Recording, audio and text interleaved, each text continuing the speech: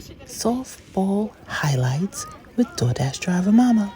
And shameless plug, my daughter is a rising senior at NCS NDC. She is a great hitter, good catcher, and first baseman, and she has not committed to any school yet. So if your school is in need of any of these positions, please reach out and link below.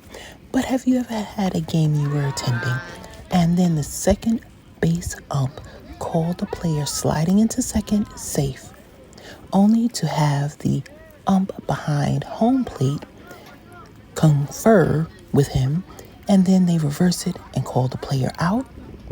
Well, it happened in their second game. This is still highlights from the first game. That was her RBI, and then she slid into second. Her slide needs a little work, but we're working on it. And we could not believe it. All of the parents gasped. She was safe. What do you mean she's out?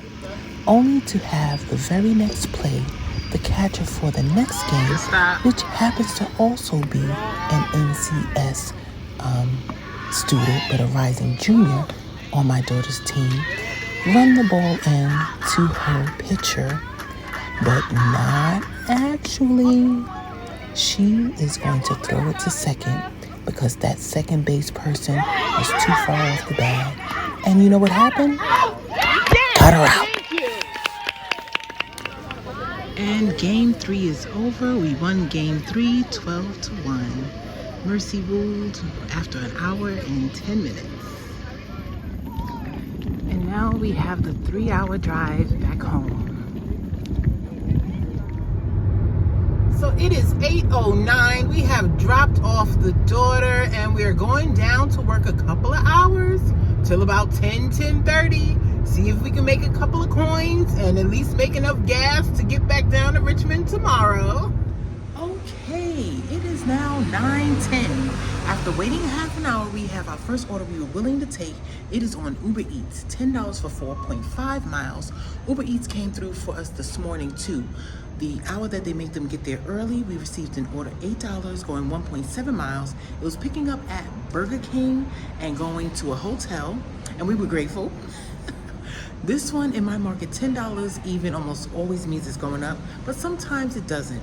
This is, in my opinion, too far for it to go up. 4.5 miles, usually the $10 that goes up is usually 2 miles, under 2 miles, half a mile. So it's probably gonna stay at that $10, but it is a quick drive, even though it's 4.5 miles.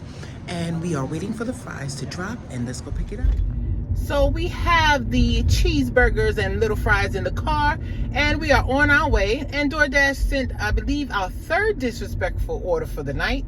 $3.25 to go shop for one item and drive 2.2 miles in total, which we declined. We probably will get 1 or 2 more Uber Eats before we send it home. I was hoping to make at least 40, but we'll see what happens. We have dropped off that order. It was an order that asked for the PIN, and at first I thought the customer saw me in a different car. Right now I'm in the rental car. We rented a car to go down to Richmond because our cars they're not in the best position to do so. So I thought she was looking at the car to dispute, like, oh, they're arriving in a different car. But no, it was a PIN. She was looking it up to give it to me. She should know it because it's the last 4 of her phone number, but sometimes they don't know it and it doesn't click that, hey, that's my last 4.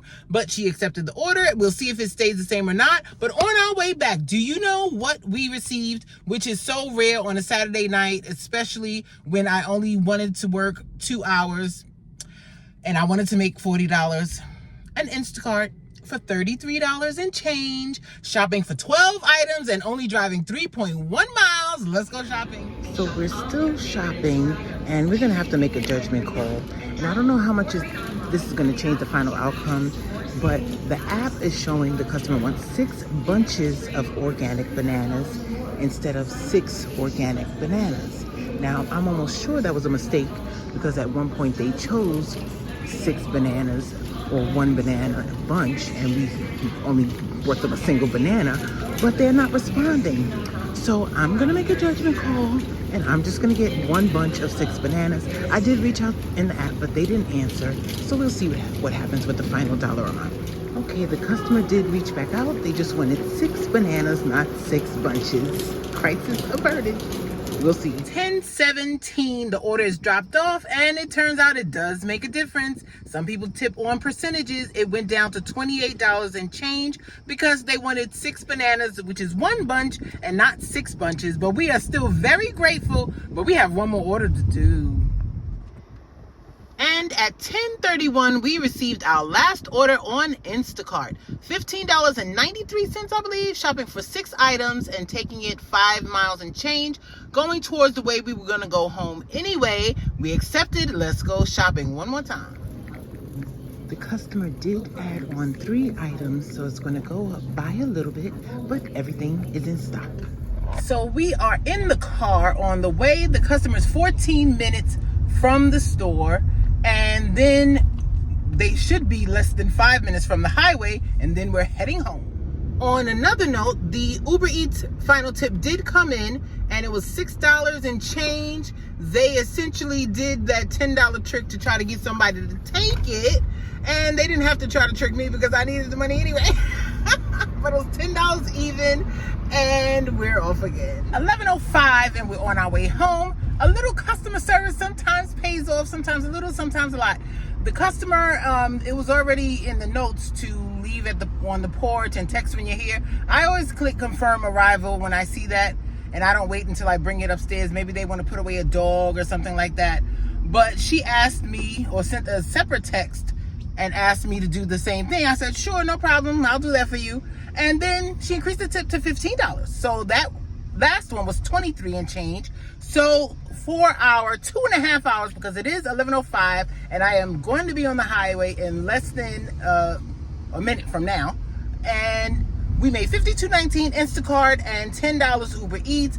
DoorDash did not make a good showing. Nothing they sent was good enough for me to take for my small amount of time that I was going to be working. So it was just 2 of the apps on tonight. We are grateful for that 2.5 hour time period, and we have more than enough for a tank full of gas and maybe some, fries from the food truck tomorrow at the softball games. Well, this is probably going to be the longest weekend I've had in a while.